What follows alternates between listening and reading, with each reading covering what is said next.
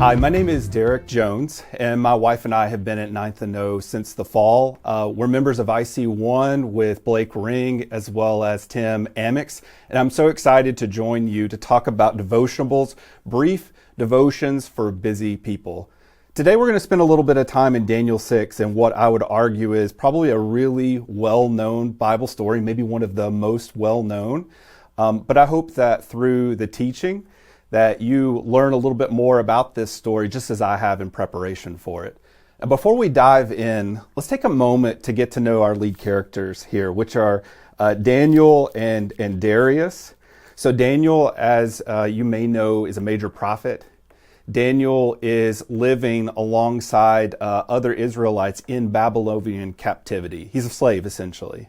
But what's really remarkable about Daniel is Daniel has found not just a home, but a vocation within Babylonian culture, in secular culture, if you will. And it's in chapter 6 where we'll be starting that we start to meet Daniel and learn a little bit more about his story. So it pleased Darius, who was the leader of Babylon at that time, to appoint 120 satraps to rule throughout the kingdom, with 3 administrators over them, one of whom was Daniel. The satraps were made accountable to them so that the king might not suffer loss. Now Daniel so distinguished himself among the administrators and the satraps by his exceptional qualities that the king planned to set him over the whole kingdom. At this, the administrators and satraps tried to find grounds for charges against Daniel in his conduct of government affairs, but they were unable to do so. They could find no corruption in him, because he was trustworthy and neither corrupt nor negligent. Finally, these men said, "We will never find any basis for charges against this man, Daniel, unless it has something to do with the law of God." So a couple things I want to point out real quick. When we think about the qualities of Daniel, which I think are qualities that as we're approaching, especially our secular jobs, that we would hope to embody. Daniel in verse 4 is identified as incorruptible. He's identified as diligent. In verse 3, he's identified as distinguished. Again, this is him going out into a world and a role that I imagine puts him in some pretty tough spots. And because of the character that he has, because of the identity, the strong identity that he has in his faith in God, he's willing to step into that role, demonstrate these characteristics that are so remarkable that's even noticed by the king. So when we pick back up in verse 6, it says, "So the administrators and satraps went as a group to the king and said, 'O King Darius, live forever. The royal administrators, prefects, satraps, advisors, and governors have all agreed that the king should issue an edict and enforce the decree that anyone who prays to any god or man for the next 30 days, except to you, O king, shall be thrown into the lion's den. Now, O king, issue the decree and put it into writing so that it cannot be altered, in accordance with the laws of the Medes and the Persians, which cannot be repealed.' So King Darius put the decree in writing." The trap is set, if you will. Now, when Daniel learned that the decree had been published, he went home to his upstairs room where the windows were opened toward Jerusalem. 3 times a day he got down on his knees and prayed, giving thanks to his God, just as he had done before. Daniel, in the face of knowing that faithfulness to God is going to bring about some really tough things in his life, he still demonstrated boldness. He still went about living in his identity, praying to God faithfully 3 times a day with the windows open. Let's pick back up in verse 16. "So the king gave the order, and they brought Daniel and threw him into the lion's den.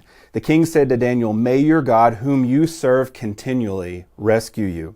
A stone was brought and placed over the mouth of the den, and the king sealed it with his own signet ring and with the rings of his nobles, so that Daniel's situation might not be changed. Then the king returned to his palace and spent the night without eating, without any entertainment being brought to him, and he could not sleep. At the first light of dawn, the king got up and hurried to the lion's den.